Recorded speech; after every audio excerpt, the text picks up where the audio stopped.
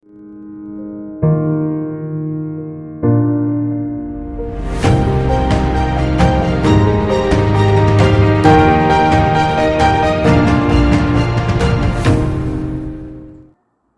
నమస్కారం. వినాయక చవితి గురించి ఈరోజు వీడియోలో చెప్పుకుందాం. శుక్లాంబరధరం విష్ణుం శశివర్ణం చతుర్భుజం ప్రసన్నవదనం ధ్యాయేత్ సర్వవిఘ్నోపశాంతయే అగజానన పద్మార్కం గజాననమహర్నిశం అనేకదంతం భక్తానాం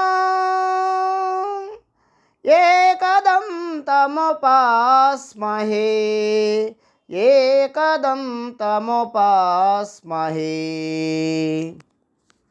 ఆ సేతు హిమాచలం ఎక్కువగా ప్రజలు ఆరాధించే దైవం వినాయకుడు. ఈ స్వామి ప్రథమ గణాలకు అధిపతి కాబట్టి గణపతి, విఘ్నాలకు నాయకుడు కాబట్టి విఘ్నేశ్వరుడు. ఈ గణపతి భాద్రపద మాసం శుక్ల చతుర్థి అంటే చవితి నాడు జన్మించాడు.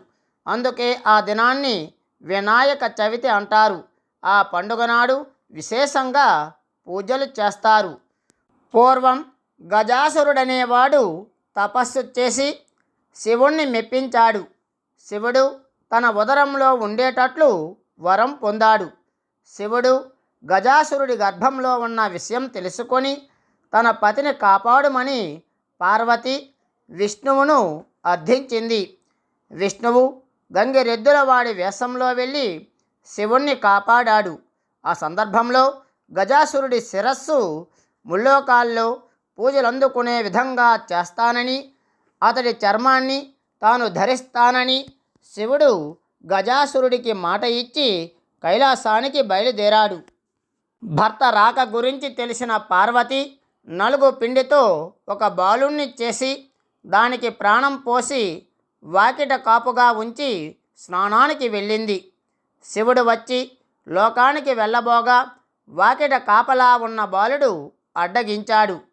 శివుడు కోపించి తన త్రిశూలంతో అతని శిరస్సు ఖండించి లోపలికి వెళ్ళాడు. స్నానం చేసి వచ్చిన పార్వతి శివుడితో సంభాషించే సమయంలో బాలుడి ప్రస్తావన వచ్చింది. శివుడు తాను ఆ బాలుణ్ణి సంహరించానని చెప్పాడు. అందుకు పార్వతి దుఃఖించింది. శివుడు ఆమెను ఓదార్చి ఏనుగు తలను బాలుడు ముండానికి అతికించి ప్రాణం పోసి గజాననుడు అని పేరు పెట్టాడు. పార్వతీ పరమేశ్వరులు అతన్ని పుత్ర ప్రేమతో పెంచసాగారు. అనింద్యుడనే ఎలుక అతడికి వాహనమైంది. శివుడు వినాయకుణ్ణి విఘ్నాలకు అధిపతిగా నియమించాడు. విఘ్న నివారణ కోసం దేవతలందరూ కుడుములు ఉండ్రాళ్ళు అర్పించి వినాయకుణ్ణి పూజించారు. అతడు వాటన్నింటినీ ఆరగించి పార్వతీ పరమేశ్వరులకు నమస్కరించబోయాడు. సాష్టాంగ నమస్కారం చేయలేక ఇబ్బంది పడుతున్న వినాయకుణ్ణి చూచి చంద్రుడు నవ్వాడు. కుమారుని చూసి నవ్విన చంద్రుని చూస్తే నీలాపనిందలు కలుగుతాయని పార్వతి శపించింది. పార్వతి శాప ప్రభావంతో సప్త ఋషుల భార్యలు నీలాపనిందల పాలయ్యారు. బ్రహ్మ కోరికపై పార్వతి ఏ రోజు వినాయకుణ్ణి చూచి చంద్రుడు నవ్వాడో ఆ రోజు చంద్రుణ్ణి చూడకూడదు అని తన శాపాన్ని సవరించింది. ఇది జరిగింది భాద్రపద శుద్ధ చవితి నాడు కనుక ఆ రోజున మాత్రం చంద్రుణ్ణి చూస్తే నీలాపనిందలు కలుగుతాయని ఆ రోజు ఎవ్వరూ చంద్రుణ్ణి చూచేవాళ్ళు కాదు. కృష్ణుడు ఒకసారి భాద్రపద శుద్ధ చవితి నాడు పాలలో చంద్రబింబాన్ని చూచాడు. దాని ఫలితంగా శమంతకమణిని దొంగలించినట్లు, సత్రాజిత్తు తమ్ముడైన ప్రసేనుణ్ణి చంపినట్లు నీలాపనింద కలిగింది.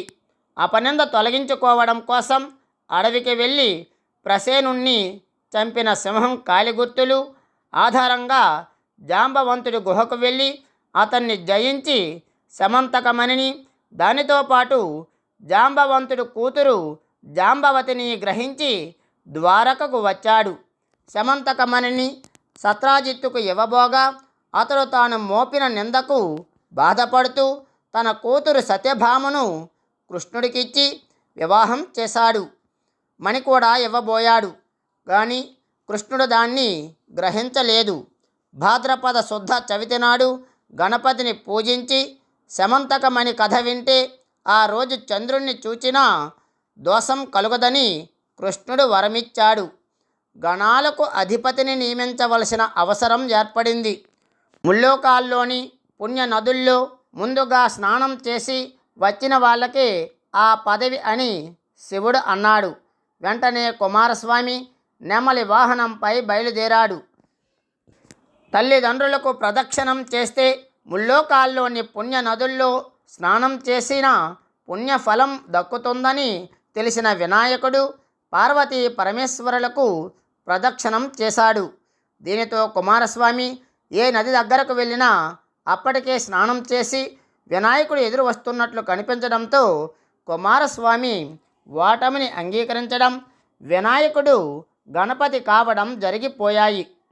హిందువులు ఏ కార్యం ప్రారంభించినా అది నిర్విఘ్నంగా సమాప్తి కావడానికి ముందుగా విఘ్నాధిపతి అయిన వినాయకుణ్ణి పూజిస్తారు. సామవేదులు వినాయకుణ్ణి విద్యాధి దేవతగా భావించి అక్షరాభ్యాసం శ్రీ గణేశాయ నమఃతో ప్రారంభిస్తారు. శ్రీ గణేశాయ నమఃతో ప్రారంభిస్తారు. అప్పటి నుంచి మానవులతో పాటు దేవతలు కూడా పనులు ప్రారంభించేటప్పుడు వినాయక పూజ చేయడం మొదలయ్యింది. వాగీసాద్యాః సుమనసః సర్వార్థానాం ఉపక్రమే యం నత్వా కృతకృత్యాః సుహం తం నమామి గజాననం. బ్రహ్మాది దేవతలు సకల కార్యాలు ప్రారంభిస్తూ ఎవడికి నమస్కరించి కృతకృత్యులవుతున్నారో అట్టి గజాననుడికి నమస్కారం అని ఈ శ్లోక భావం. వినాయక చవితి పూజా విధానం. వినాయక చవితి నాడు ఉదయాన్నే స్నానం చేయాలి. అరుగు మీద పీట వేసి దాని మీద వడ్లు కానీ బియ్యం కానీ పోయాలి. పైన బంక మట్టితో చేసిన విగ్రహాన్ని ఉంచాలి. విగ్రహం మీద గొడుగును అమర్చాలి. ఆ కాలంలో దొరికే 21 పత్రాలతో పూజ చేయాలి. ఆ పత్రాలు ఇవి: వరుసగా 1 మాచీ పత్రం, 2 బృహతీ పత్రం, దీనినే వాకుడాకు అంటారు, 3 బిల్వం, దీన్నే మారేడు దళం అంటారు, 4 దోర్వా, దీన్నే గరిక అంటారు, 5 దుత్తూరం, దీన్నే ఉమ్మెత్తు అంటారు, 6 బదరి, దీనినే రేగు అంటారు, 7 అపార మార్గ, దీనినే ఉత్తరేణి అంటారు, 8 తులసి, 9 చూతం, దీనినే మామిడి అంటారు, 10 కరవీరం అంటే గన్నేరు, 11 విష్ణుక్రాంతం దింటెన, విష్ణుక్రాంతం అంటే దింటెన, 12 దాడిమ, దీన్నే దానిమ్మ అంటారు, 13 దేవదారు, 14 మరువకం అంటే మరువం, 15 సింధువారం అంటే వావిలి, 16 జాజి, 17 గండకి అంటే ఏనుగు చెవి ఆకులు, 18 సెమి అంటే జమ్మి, 19 అశ్వత్థం అంటే రావి, 20 అర్జున అంటే మద్ది, 21 అర్క అంటే జిల్లేడు పత్రం, 21 రకాలుగా నేతితో చేసిన కుడుములు, ఉండ్రాళ్ళు, ఆ ఋతువుల్లో పండే వెలగ, నేరేడు మొదలైన పండ్లు నివేదించాలి. విగ్రహం ముందు అఖండ దీపం వెలిగించి మరునాటి వరకు ఆరిపోకుండా చూసుకోవాలి. షోడశోపచార పూజ, అష్టోత్తర శతనామ పూజలు చేయాలి. వినాయక వ్రతకల్పం ప్రకారం పూజించి శమంతకమణి కథ చదివి మంగళహారతులివ్వాలి. వినాయక చవితి మరునాడు విగ్రహాన్ని నదిలోనో, బావిలోనో, చెరువులోనో పత్రితో పాటు నిమజ్జనం చేయాలి. కొన్ని ప్రాంతాల్లో వినాయక విగ్రహాన్ని నిమజ్జనం చేయకుండా చెట్ల పాదుల్లో పాతి పెడతారు. వినాయక వ్రతాన్ని కొన్ని ప్రాంతాల్లో 9 రోజులు చేస్తారు. దీన్ని గణపతి నవరాత్రోత్సవం అంటారు. దీన్ని గణపతి నవరాత్రోత్సవం అని అంటారు. గణపతి నవరాత్రులు, గణేశ నిమజ్జనం భారతదేశంలోని పలు ప్రాంతాల్లో ఎంతో వైభవంగా భక్తి శ్రద్ధలతో నిర్వహిస్తారు. పూజానంతరం వినాయక విగ్రహాన్ని నీటిలో కలపాలి. విగ్రహంతో పాటు పత్రిని కూడా నీటిలో కలపాలి. 21 రకాల పత్రాల్లో ఉండే వాసధీ గుణాలు నీటిలోని కాలుష్యాన్ని, వ్యాధికారక క్రిముల్ని పోగొట్టి శుద్ధి చేస్తాయి. ఇప్పుడు ప్లాస్టర్ ఆఫ్ పారిస్తో పెద్ద పెద్ద విగ్రహాలు చేసి నీటిలో కలపడం వల్ల నీళ్లు శుద్ధి కావడం అటుంచి జల కాలుష్యం ఏర్పడుతూ ఉంది. ఒకప్పుడు ఇళ్లకే పరిమితమైన వినాయక చవితి ఉత్సవాలు ఇప్పుడు వాడవాడలా జరుగుతున్నాయి. ఇది సామూహిక ఉత్సవంగా మారడానికి బాలగంగాధర్ తిలక్ కారకుడు. దీనివల్ల హిందువుల్లో సమైక్య భావం పెంపొందుతూ ఉంది. వినాయక చవితి గణాధిపతి అయిన విఘ్నేశ్వరుడికి సంబంధించిన పండుగ అయినా భాద్రపద మాసంలో లభించే పత్రి, పండ్లు, పూలతో స్వామిని పూజించడం, వినాయకుణ్ణి పత్రితో పాటు నీళ్లలో కలపడం వల్ల దీన్ని ప్రకృతి ఆధారంగా వచ్చే పండుగగా కూడా భావించవచ్చు. ఇదండి వినాయక చవితి పండుగ విశేషం. ఈ వీడియో మీకు నచ్చినట్లయితే లైక్ చేయండి, షేర్ చేయండి, సబ్స్క్రైబ్ చేయడం మాత్రం మర్చిపోవద్దు. నోటిఫికేషన్ కొరకు పక్కనే ఉన్న గంట సింబల్ని నొక్కండి. ధన్యవాదములు.